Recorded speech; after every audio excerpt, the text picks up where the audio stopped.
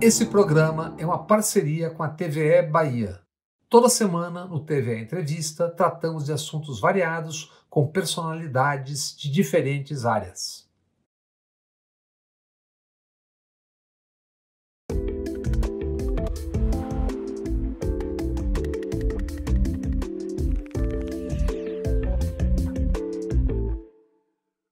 Amigas e amigos do TVE Entrevista, hoje conversamos com Raquel Ronick, arquiteta formada na Universidade de São Paulo, a USP, onde é professora e pesquisadora.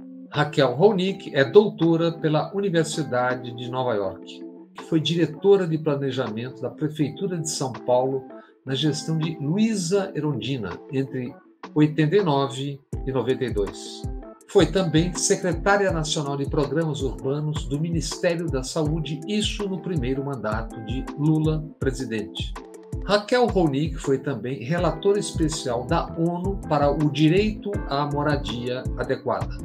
Colunista do UOL, ex-colunista do jornal Folha de São Paulo, Raquel é autora de livros importantes sobre cidades e urbanismo. Raquel Ronick, bem-vinda ao TVE Entrevista e ao canal Bob Fernandes. Há semanas você estava na Argentina. O que está acontecendo por lá? Qual era o debate? Eu estive na Argentina, o pretexto da minha visita à Argentina foi o lançamento da edição argentina do meu livro A Guerra dos Lugares, a colonização da cidade e da moradia pelas finanças. Esse livro que eu escrevi já e lancei em 2015 em português pela Boitempo e depois já teve algumas edições e chegou a vez de uma edição argentina, mas mais do que isso. A Argentina, quando eu chego lá para fazer vários eventos de conversa sobre o livro, em Buenos Aires, em Rosário, em Córdoba, estava em pleno debate, mas assim, debate quente sobre a questão da lei de regulação dos aluguéis, a lei do inquilinato deles, né? Na verdade, de uma forma bastante resumida, durante a pandemia, uma das medidas tomadas durante a pandemia foi uma modificação na lei vigente dos aluguéis, tentando evitar despejos, tentando evitar que mais gente fosse parar no meio da rua, e simplesmente ampliando o prazo de contrato mínimo de 2 para 3 anos, impedindo que se fizesse reajustes a cada 6 meses, 3 meses, como era o caso lá, e pedindo reajuste só anual, né? E algumas outras medidas que davam um pouquinho mais de segurança para os inquilinos. Bem, veja você, mesmo essas medidas que estão longe de ser uma regulação de aluguéis, estavam gerando uma controvérsia enorme, uma pressão enorme para derrubar essa lei. E esse debate é um debate que é muito importante porque ele justamente articula discussões sobre a moradia, discussões sobre o mercado imobiliário, discussões sobre acesso à cidade, e isso acabou sendo a tônica, né, dos debates durante a visita. Então, voltemos ao Brasil. O que está acontecendo no Brasil? As coisas mais ou menos estão retornando depois da pandemia, e em cidades, vou dar 2 exemplos, São Paulo, Salvador, por exemplo, uma expansão de prédios, de edifícios, condomínios em locais e dimensões, ao olhar de um leigo, absurdas. Eu imagino que isso seja a ponta de um problema, a ponta visível de um problema muito maior, não? Com certeza.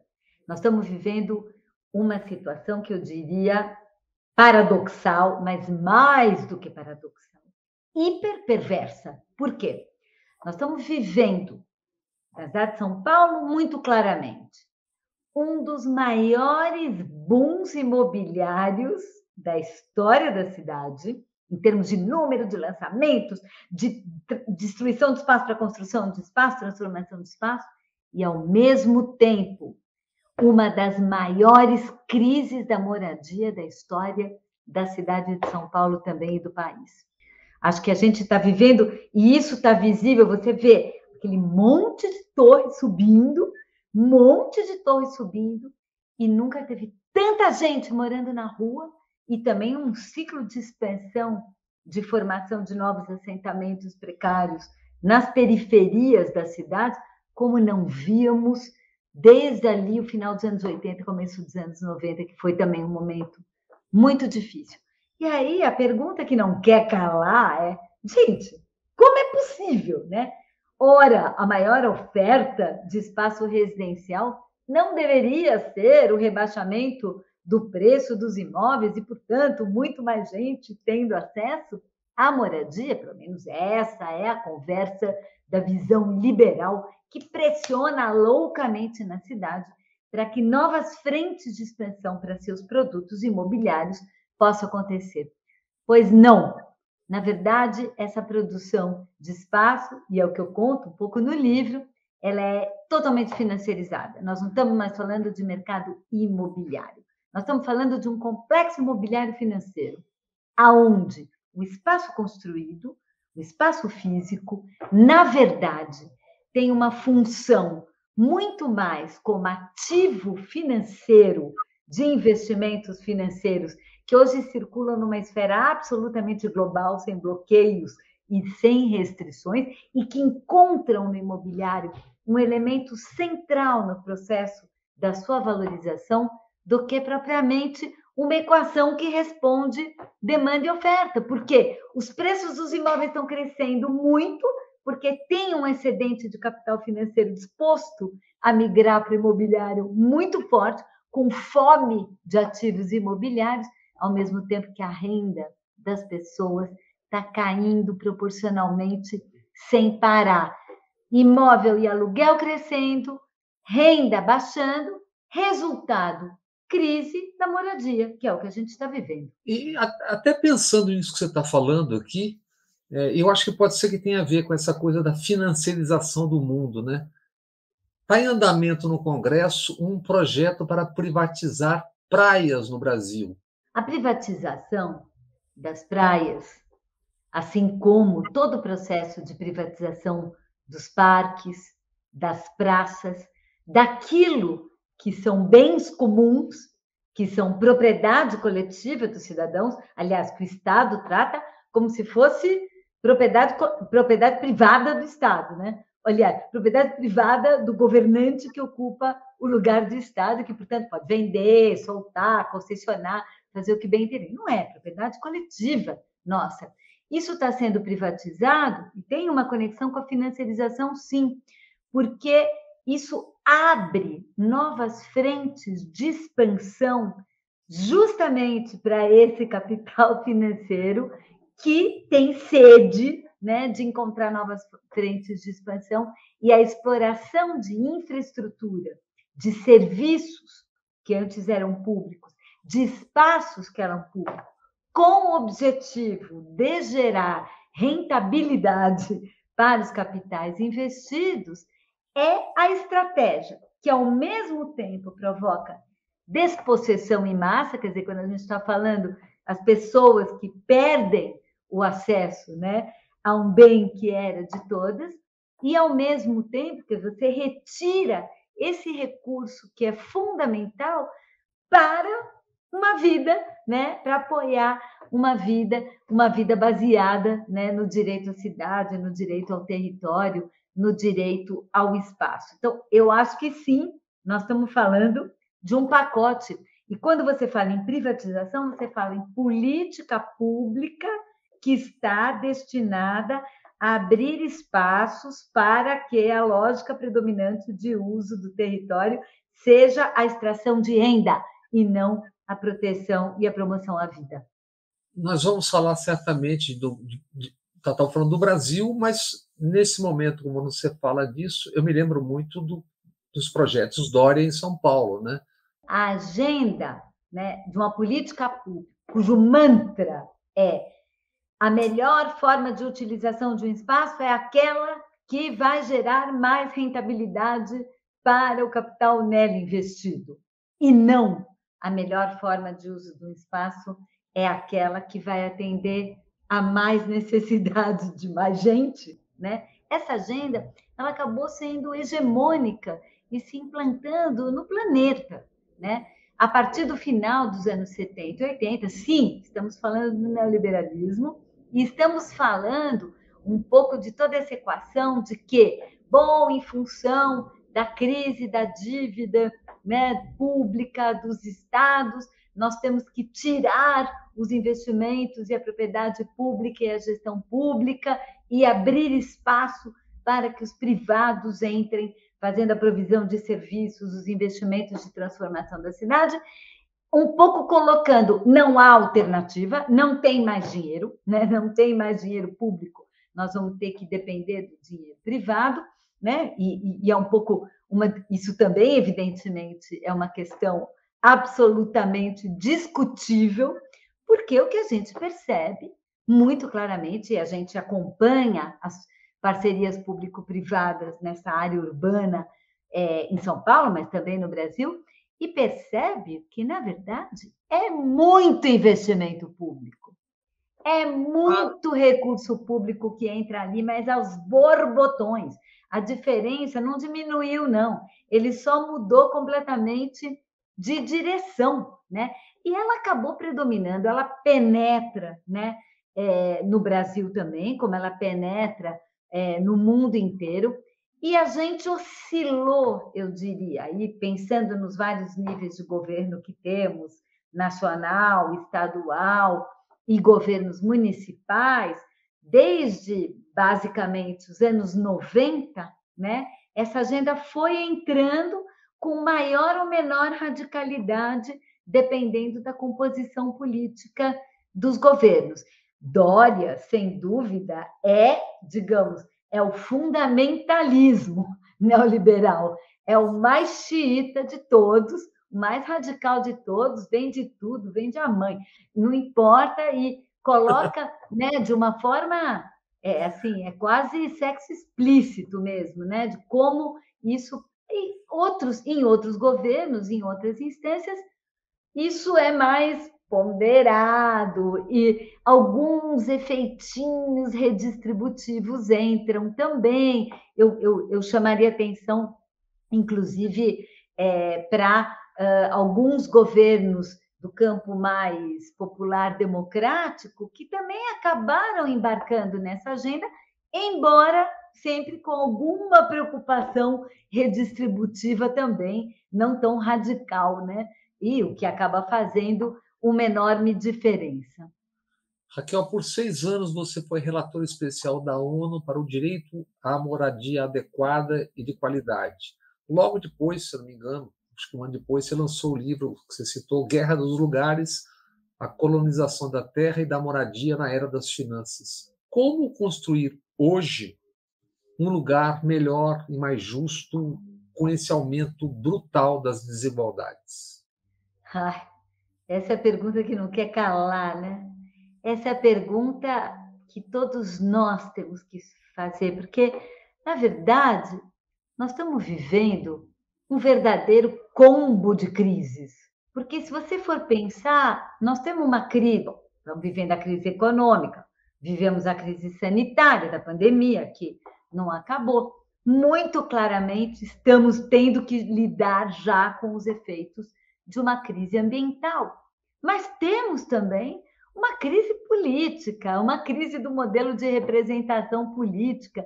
Ou seja, acho que nós estamos vivendo um momento em que o modelo hegemônico de construção e gestão da cidade e dos territórios, que foi cada vez mais se transformando num momento voltado para a construção da renda, eu chamo isso de construção de paisagens para a renda, né? Foi ficando absolutamente claro para nós que ele destrói os recursos naturais, destrói o planeta e as possibilidades de futuro, não permite a maior parte das pessoas de ter uma vida digna, né, em todas as suas dimensões. Promete liberdade e democracia, mas entrega uma plutocracia e uma concentração enorme do poder e da renda nas mãos de poucos. É um modelo tóxico também, no sentido de que é um modelo que promove a morte. Se a gente pensar assim, como é que, trocando isso em miúdos, o modelo predominante de circulação nas nossas cidades que são carros, ônibus e caminhões, queimando fumaça de óleo diesel e gasolina, né? Infesta os pulmões, mata em acidente de trânsito e é totalmente dependente do petróleo, que é uma coisa finita e que também tem uma altíssima carga de poluição. Ou seja, é um modelo tóxico de todos os pontos de vista e não nos oferece, nesse momento, uma saída.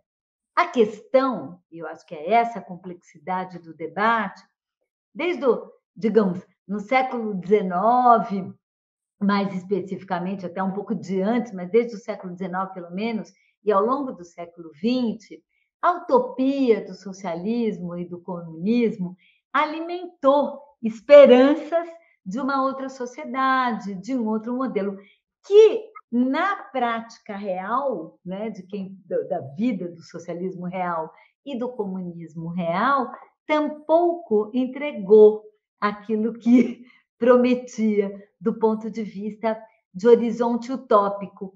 Então, é como se a gente tivesse em plena crise, né? O Franco Berardi, um filósofo italiano, usa muito essa metáfora, eu repito sempre, ele diz, o capitalismo, o neoliberalismo está morto, não tem nenhuma capacidade de produzir uma saída, né? E nós estamos vivendo dentro do cadáver desse modelo, por isso que está tão desagradável.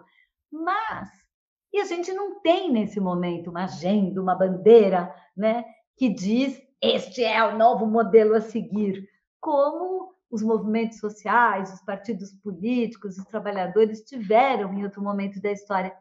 Mas eu acredito muito fortemente que experiências concretas de outra forma de organização da vida e do território, nesse momento, estão sendo vividas e que podem, com certeza, em algum momento aí do futuro, sabe lá Deus quando vai acontecer, se constituir em alternativa. Mas você vai me perguntar, então, qual que é o outro modelo? Eu não sei te responder qual que é o outro modelo. O que eu sei dizer é que nós estamos vivendo experiências anticoloniais, feministas, antirracistas, experiências de autogestão, experiências de tecnologias sociais de auto-organização em vários âmbitos no campo e nas cidades, e daí dessas experiências concretas, eu acredito que vai emergindo, né, dessas práticas concretas outro modelo.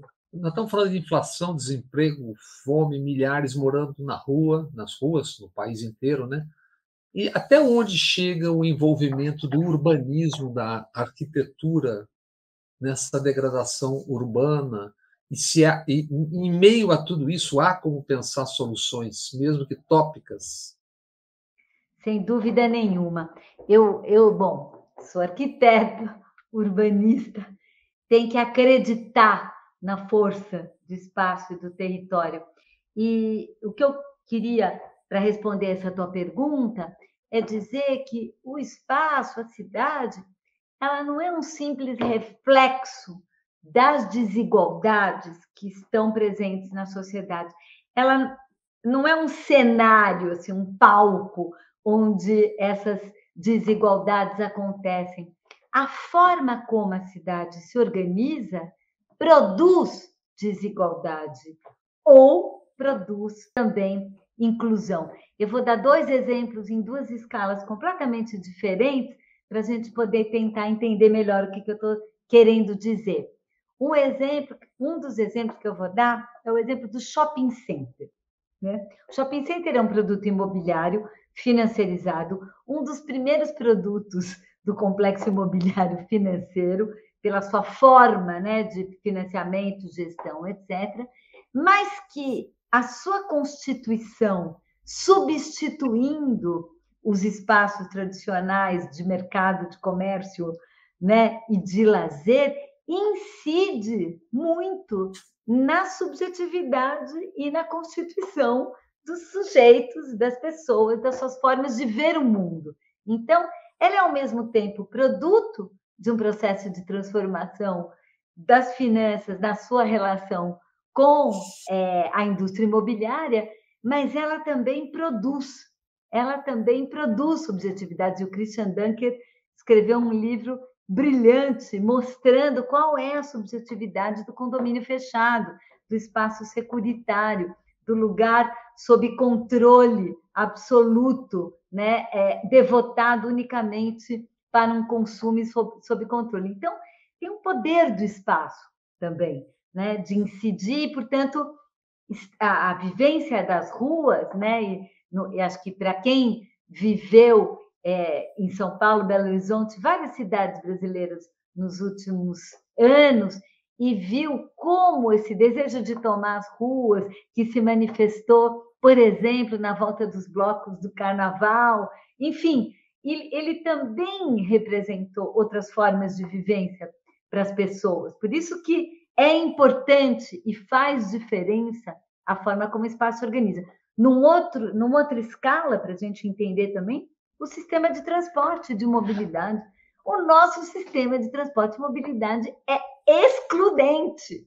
É um sistema de transporte e mobilidade que concentra, né? Concentra renda, concentra pessoas, concentra oportunidades onde já tem e não distribui, né, elas pelo espaço. Então, eu acho que desenhar uma outra rede de transporte e mobilidade implica também numa ação concreta contra a desigualdade. Um exemplo concreto, a revolução que aconteceu de mobilidade na cidade de São Paulo com bilhete único.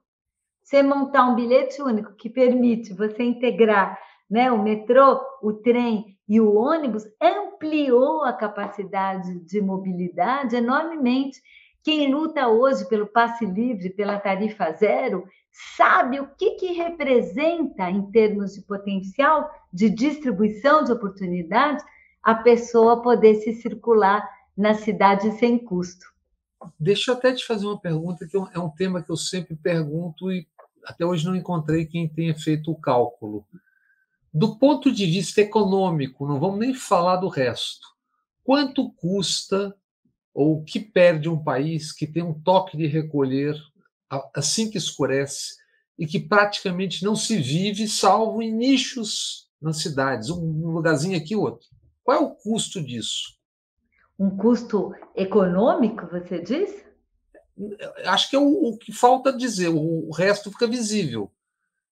Mas tem um custo econômico brutal, uma cidade que não vive um turno. Evidente. Não, é evidente, né? Quer dizer, cada espaço. Por isso que quando a gente fala assim, o bairro dormitório, né? Bairro dormitório, né? O contrário do que você está falando, é o bairro que só vive de noite, né? Porque durante o dia está vazio.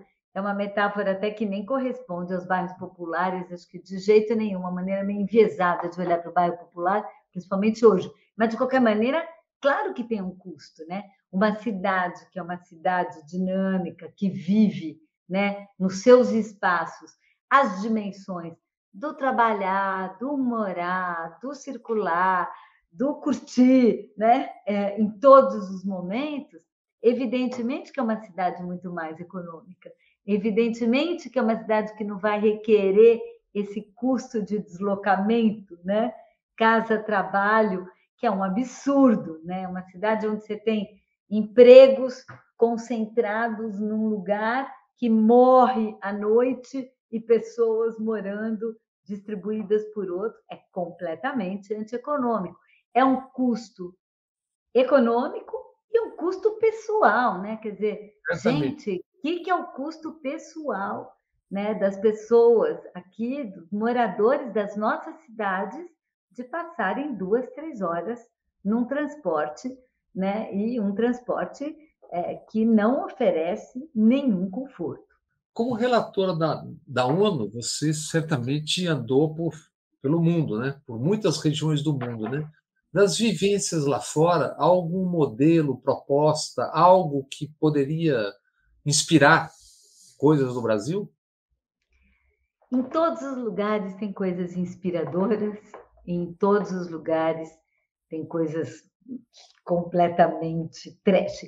Eu acho que uma das questões que a gente precisava se desvincular definitivamente é a ideia de que tem um modelo único a ser copiado. Aliás, uma verdadeira obsessão do nosso urbanismo, né? Um urbanismo que tem como horizonte copiar modelos de cidade europeias e norte-americanas, evidentemente sem trazer as outras coisas que tinha lá, que é todo o dinheiro que produz lá fica lá, elementos mais fortes de distribuição de renda, isso aí não.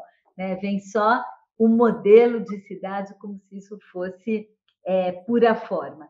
Mas colocando, o meu trabalho de relatora era vinculado à questão da habitação, né? Da moradia. Então, eu conheci experiências e conheci políticas habitacionais de muitos países, de muitas cidades, né? Porque às vezes a política habitacional da cidade também é bastante específica.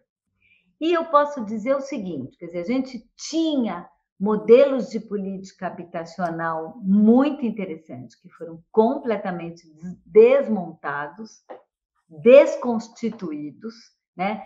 E eu posso dar um exemplo, imagina, a Inglaterra, no final dos anos 60, 40% de todo o estoque residencial da Grã-Bretanha era habitação social pública. 40%, gente, é muito, é muito. Era assim, todas as pessoas tinham acesso à moradia. Claro que tinha problema de qualidade numa parte desse estoque, não é assim, tudo lindo, maravilhoso, não é nada disso. Mas eu tô pensando assim, o grau de universalidade, né, de uma política. Ela foi completamente desmontada, essa política, pela Margaret Thatcher, que privatizou o estoque através de um programa que chamava Right to Buy, que era quem estava morando já lá, os trabalhadores que estavam morando nessas casas, que eram alugadas, né? E você pagava um aluguel proporcional à tua renda. Ele podia comprar com desconto enorme, tipo, quase dado, né? E aí, Margaret transformou os trabalhadores em proprietários, né? Ganhou as mentes dos trabalhadores que ganharam um ativo financeiro para financiar seu consumo num contexto de arrocho salarial. Estou contando isso porque, bom, a Inglaterra é um exemplo ou não? A Inglaterra é um exemplo interessante de uma política que foi construída até o final dos anos 60, um contra-exemplo horroroso do que aconteceu a partir daí até hoje. Tanto é que hoje a gente tem uma crise de moradia na Inglaterra. Dentro desse quadro, é muito impressionante Viena, na Áustria, quer dizer, e Zurique também na Suíça, pensando nas situações europeias, aonde a política de habitação social, que se mantém até hoje, é muito forte, através de modelos de cooperativa e de uma coisa muito interessante, muito rara, né? Porque a gente está acostumado, a política de habitação social, aquele monte de conjunto de casinha, né? Plantação de casa, tudo uniforme, homogêneo, horroroso, com aquela cara, né? E ali não, a política está no meio dos prédios, das ruas, no meio dos empreendimentos, você não diferencia aonde que é política social, onde não é, e isso se manteve, é impressionante. E para dar um exemplo fora do eixo europeu, o Uruguai e a história das cooperativas de habitação uruguaias é impressionante, né? A FUCVA, a Federação das Cooperativas de Habitação, Cooperativas de Vivienda, ela foi capaz de construir milhares de vivendas sob a gestão cooperativa e mantém isso até hoje, apesar de todas as mudanças. Eu acho que são exemplos inspiradores, mas eu encontrei também muito exemplo inspirador de luta, muito exemplo inspirador de resistência. A Espanha, impressionante, a plataforma dos afetados por as hipotecas, que foi um movimento social que denunciou, né, os efeitos da financiarização da moradia ali, que foi uma crise tremenda, ela se transformou numa força política tão grande que, inclusive, acabou gerando uma força política concreta, elegendo uma prefeita de uma das cidades mais importantes da Espanha, que é Barcelona, Ada Colau, que saiu exatamente desse movimento. Hoje, o papel da releitura da história das nossas cidades é fundamental. Isso está no livro Cidades, uma coletânea organizada por você e pela Ana Fernandes, se não me engano, da UFBA. Por que é fundamental a releitura do papel da história? Acho que a gente, e eu me incluo nessa, né? Eu que tenho uma trajetória de quase 40 anos dentro da profissão, né, de urbanista, nós tivemos uma influência muito grande de uma leitura da cidade baseada num modelo de cidade que eu diria absolutamente colonialista, no seguinte sentido, de pensar que o nosso horizonte utópico, aquilo que a gente deveria implementar, e acho que eu já tinha até comentado sobre isso aqui, é um modelo de cidade, os artefatos, os produtos imobiliários, os modelos de serviços implantados, né, no centro do capitalismo. Nós, periferia do capitalismo, e aí eu ponho Brasil, América Latina, ponho África, o que a gente precisa é imitar. E a experiência concreta nossa de produção da cidade não tem nada a ver com isso, só que ela é vista e vivida pelo planejamento urbano, pelo urbanismo, como fracasso, como falha, como irregularidade, como ilegalidade. E, nesse sentido, nós fomos incapazes de construir um modelo de cidade que dialoga concretamente com as lógicas da economia popular, de tal maneira que o modelo de cidade que é construído com as lógicas da economia popular, que é a autoconstrução da própria cidade, as favelas, as ocupações, os bairros populares, as periferias, né, que elas se dão sem nenhum apoio de recurso público, sem nenhum processo de urbanização prévia e mais, são estigmatizadas e criminalizadas, e sobre elas, porque elas são estigmatizadas e criminalizadas, porque elas não correspondem ao modelo que deve ser o modelo de cidade. E isso é a base, não só para que ali se opere uma política de genocídio, quer dizer, a PM poder entrar numa favela atirando, né, e matando quem está pela frente, coisa que não faz num bairro formal, urbanizado, regular, legal, além de também permite que ali naquele perímetro se implante políticas discricionárias, no sentido de que aquele lugar, a princípio, não tem direito à água, à luz, não tem direito a ter futuro, mas negocia politicamente, né, a sua inserção na cidade a cada eleição. Ora, isso é a base do nosso sistema político, né? É a base do nosso clientelismo, isso é a base da existência do Centrão, que hoje, né, como lógica, domina o cenário político brasileiro. Aliada aos militares, que comandam a brincadeira. Aliada aos militares, nós estamos falando de uma coalizão, né? Uma coalizão onde uma parte, né, uma parte importante dessa coalizão faz parte dessa coalizão. A gente está falando do agronegócio, a gente está falando dos bancos e do capital financeiro, nós estamos falando de um pedaço das igrejas evangélicas, um setor das igrejas evangélicas, um certo conservadorismo em torno disso. Estamos falando do complexo militar, policial e securitário, tudo isso faz parte, né, dessa coalizão, mas essa coalição não governaria se não estivesse aliada com a representação política que vive de distribuir benefícios para quem, por sua inserção da cidade, não é reconhecido como sujeito de direitos, porque é irregular, porque é informal, porque não cabe. E é o modelo de cidade, e é o planejamento que demarca essa fronteira do que é formal, do que é legal, do que não é. Por isso, com Ana, ao pensar esse livro, pensamos é necessário fazer uma releitura da cidade, repensar a cidade, inclusive na direção de construir outro modelo de cidade. Está falando de Salvador, que é a cidade mãe de riquíssima história, né? Como é que você vê, por exemplo, o Estado, a Prefeitura, o alugar, por exemplo, o Palácio do Rio Branco, que é o primeiro palácio de poder do Brasil, onde Tomé de Souza, não o palácio propriamente dito, mas o local. Ou a Quinta do Tanque, que além das 7 ruas que deram origem à cidade de Salvador, foi o primeiro lugar onde os jesuítas saíram, onde tinham lá um retiro ali perto da cidade.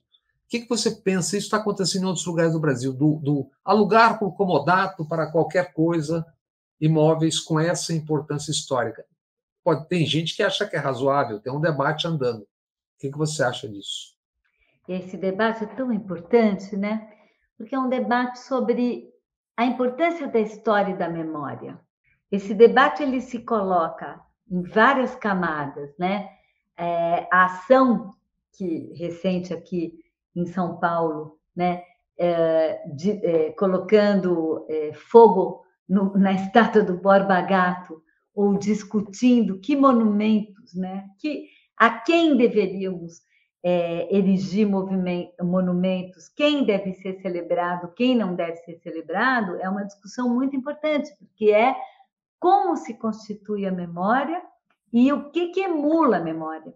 E o uso dos locais de memória, né, ele faz parte fundamental dessa história. Infelizmente, no Brasil, se você pensar a política urbanística, o urbanismo, o zoneamento, a perspectiva do zoneamento, a perspectiva da política urbanística é a destruição, é a transformação, é a modernização, é essa transformação.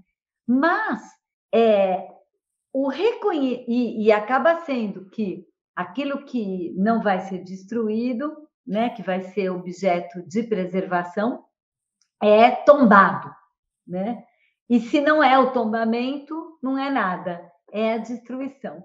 Então, isso é muito complicado, né? O quanto dentro da própria política urbana não entra também a discussão da preservação, né? E do uso coletivo e da apropriação coletiva dos bens e da nossa história e da nossa memória como uma das possibilidades de desenvolvimento. Em Ondina, eu imagino que você certamente conhece o bairro ali, pelo menos de passagem, onde era o Salvador Praia Hotel, onde é o Otton Hotel, né? Uma construtora pernambucana chamada Moura do B, que ajudou uma das construtoras que levou a Sombra para a Praia da Boa Viagem às 14h, e também está naquele escândalo do Cais Estelita. Ela construiu agora 3 torres ali em Ondina, que são coisas assim, monumentos ao concreto desconhecido. E atrás da Igreja da Vitória, ali na entrada da Vitória, tem um tarugo de 40 andares, uma coisa assim absurda, né? O que é isso? Quer dizer, da mesma coisa que nós seguimos falando, porque me parece, de tudo que você está falando, tem 2 vetores que interferem na cidade. Um são os poderes e os poderosos, que são eleitos para os parlamentos, etc., em conluio com empresas de transporte público, isso país afora, Brasil afora. Salvador tem um BRT lá agora, que não sei se você viu, que é um mondrongo. Isso é uma das questões, né? A outra é o imobiliário. São 2 pernas desse mundo que você está falando, é isso? Veja, quem é o poder nas cidades? Quem manda nas cidades? Vamos lá. Prefeito e vereadores. Teoricamente. Não. Quem manda nas nossas cidades, historicamente, são os setores econômicos que têm na produção e gestão da cidade a sua fonte básica de rentabilidade. Leia-se, setor imobiliário, que depende das decisões de política urbana para poder, né, estabelecer seus produtos, as decisões de política urbana que vão dizer que produtos podem ser construídos e onde. As concessionárias de serviços públicos, leia-se concessionárias de transporte, como você mencionou, concessionárias, sobretudo ônibus, que é o meio de transporte predominante em todas as cidades, é excepcional ainda, né, os metrôs, né, as concessionárias de lixo, né, que é um grande negócio na cidade também. Enfim, esses são os... E dependendo da cidade, cidades mais de interior ou cidades em processo de crescimento, os loteadores, né, que também vão... Quem vai produzindo cidade e expandindo cidade. Esses interesses econômicos, eles têm uma enorme influência e um enorme poder nas nossas cidades. Eles, inclusive, isso muito claramente, bancadas inteiras de vereadores são financiadas por esses setores e operam para eles, etc. E muitas prefeituras também. Então, me parece que a questão do poder e do poder de decisão na cidade é uma questão muito importante e relevante, né? Acho que nós apostamos na história aqui das lutas pela cidade, na ideia de ampliar a participação popular, ampliar o espaço dos cidadãos na definição do destino da cidade. Se fez um esforço genuíno, me parece, por parte de várias gestões e prefeituras, no sentido de realmente abrir mais esse espaço, mas, infelizmente, ainda muito pouco da política urbana está sob um processo de decisão ou sob controle dos moradores da cidade. É por isso que, por exemplo, em São Paulo, Compresp tinha uma diretoria eleita, a presidente eleita, logo depois estão refazendo de novo. Que é o Compresp, é o Conselho Municipal de Preservação do Patrimônio Ambiental da cidade. CONDEFAT, que é o Conselho Estadual IFAM, são os principais órgãos de patrimônio e, por tudo que a gente vê, eles estão sob um ataque como poucas vezes visto, né? Fruto, talvez, disso que você está dizendo. Tem duas questões aqui, né? Primeiro, triste que todas as decisões, ou o único fronte onde a gente consegue fazer uma discussão sobre a cidade, o que deve ser preservado, o que não deve ser preservado, o que deve ser continuado, o que não, sejam os conselhos de patrimônio, né? Triste que essa discussão sobre a memória não está embutida na própria política urbana. Essa é a primeira questão. E, segundo lugar, os órgãos de preservação estão sob ataque, os órgãos de preservação ambiental e os órgãos de preservação histórica também, na medida em que esses se constituem em limites e bloqueios para, né, a apropriação de determinados espaços, numa expansão de fronteiras hoje, né? Assim, que hoje ela é absolutamente selvagem e explícita. Ela sempre foi muito importante, mas hoje, né, a ideia de que abre espaço de terra indígena para mineração, abre espaço, né, de mata, de serra para exploração e para construção de infraestruturas, abre espaço das cidades para a construção de torres e para a construção de artefatos imobiliários, e tira qualquer elemento de bloqueio, né, que eventualmente exista em relação a essas questões. Nós estamos vivendo isso, não é que isso é novo, isso não é novo, mas isso está muito mais intenso nessa conjuntura que nós estamos vivendo. Muito mais, coisas inimagináveis. A gente não podia imaginar que, em plena democracia, um governador podia desmontar um conselho e construir outro, né? A gente não achou que isso seria possível, mas sim, é possível.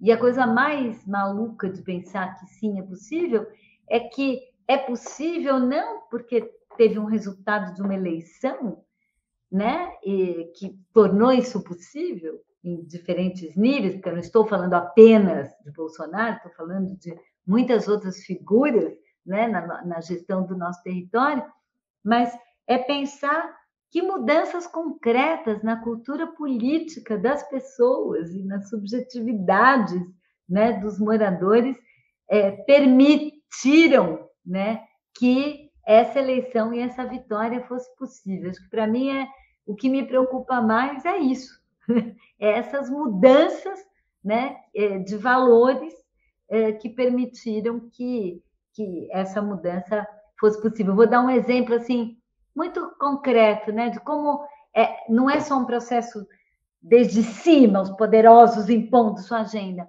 mas também um negócio que se infiltrou desde baixo. Por exemplo, a informalidade, que sempre marcou o mundo da economia popular, a informalidade, a precariedade, a civirologia, né, nas palavras do Socó, que é um líder, movimento negro cultural periférico de Perus, São Paulo, né? Hoje é empreendedorismo, chama empreendedorismo, né?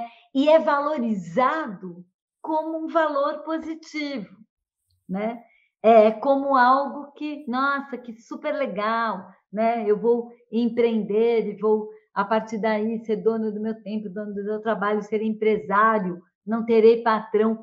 Numa coisa que é não só uma superexploração e manutenção da precariedade, mas é conexão também dessa precariedade com os circuitos financeiros, sem a utopia de que a precariedade um dia podia acabar. Ao contrário de tudo isso que a gente falou, inclusive, sobre Salvador há pouco, se eu não estou enganado, se eu não li errado, na coletânea Cidades, Salvador aparece como uma referência para uma revisão para a produção justa e adequada da cidade brasileira.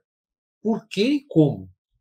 Um dos elementos centrais, a meu ver, das novas agendas e novas questões que estão colocadas hoje no território, e tive o prazer também de constatar isso na Argentina, eu diria, na Argentina, muito o movimento feminista, e no Brasil também as questões de gênero e uma perspectiva feminista de cidade, uma perspectiva de gênero no Brasil, muito importante também os temas colocados pelo movimento LGBT e pela luta antirracista, que me parece que dentre, né, os novos movimentos e as novas configurações que estão acontecendo hoje, estão emergindo nas nossas cidades, essa é, sem dúvida nenhuma, uma muito poderosa e estruturadora.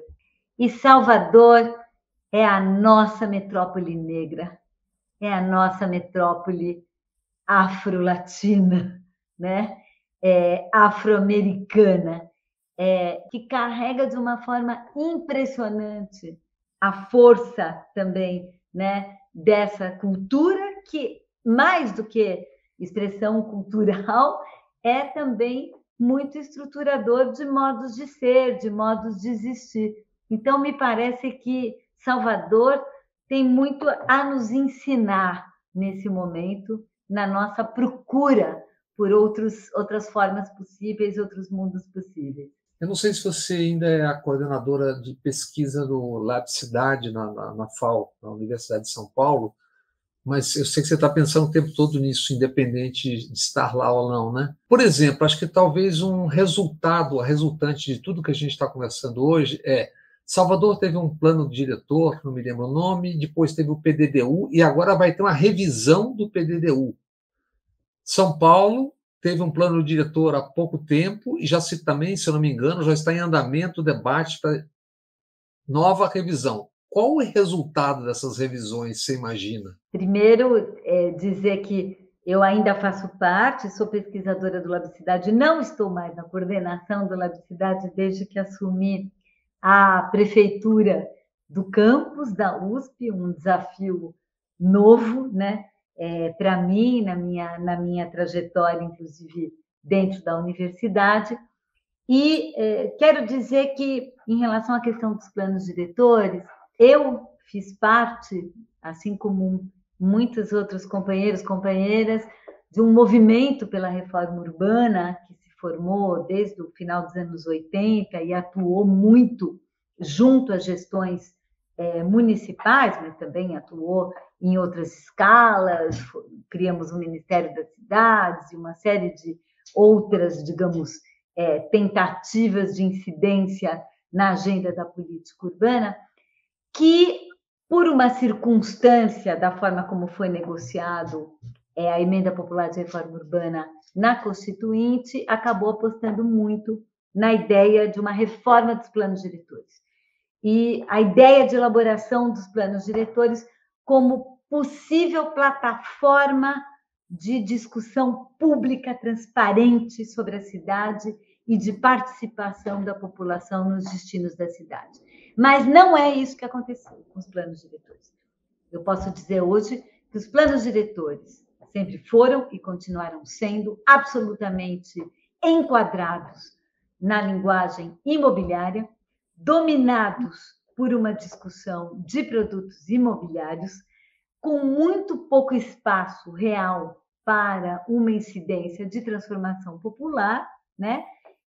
Mas, mesmo dizendo isso, eles também se transformaram em arenas de embates e conflitos importantes na cidade, que têm seus limites, mas que também se colocam como uma das arenas em que a expressão da cidadania pode, eventualmente, colocar algum breque, algum limite, algum elemento redistributivo nesse processo. E acho que é isso que vem acontecendo no debate dos planos diretores. Infelizmente, a gente não tem boas notícias, assim, acho que a gente não tem boas notícias de Salvador e não tem boas notícias de São Paulo. Esse processo de revisão que está ocorrendo nesse momento em São Paulo, assim como esse processo de revisão que está ocorrendo nesse momento em Salvador, não parece que vai fazer avançar agendas de reforma urbana e agendas redistributivas. Muito pelo contrário.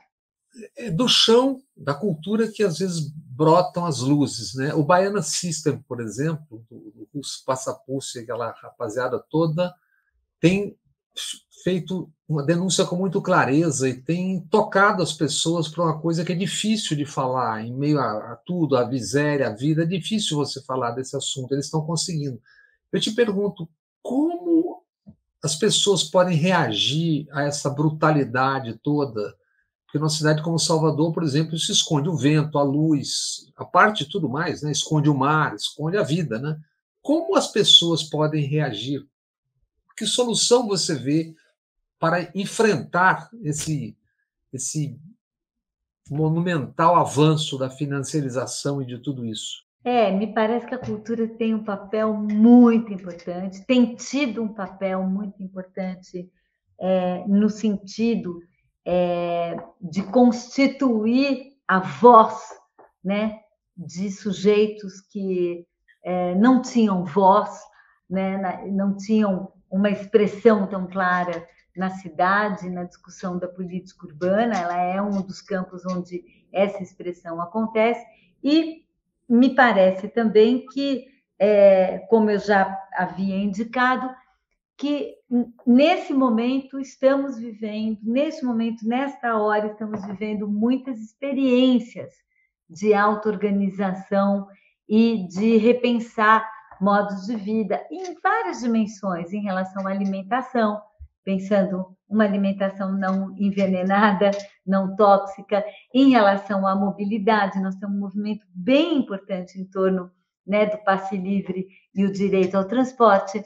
Em relação à moradia, hoje nós temos muitas ocupações com, digamos, experiências muito estruturadas de auto-organização, e que eu espero, sinceramente, que no próximo ciclo os governos, seja governos municipais, estaduais e governo federal, em vez de imaginarem uma nave espacial chegando de Marte para tentar resolver os problemas, deem recursos e apoio a essas iniciativas. Porque eu acho que é com elas, criando, prosperando, elas são pequenas, elas lutam porque elas não têm recursos, porque elas são precárias, mas se elas puderem crescer e se multiplicar, eu acho que os governos vão estar dando uma enorme contribuição para a transformação do nosso país. Nosso tempo está, infelizmente, acabando, então, uma coisa muito rápida.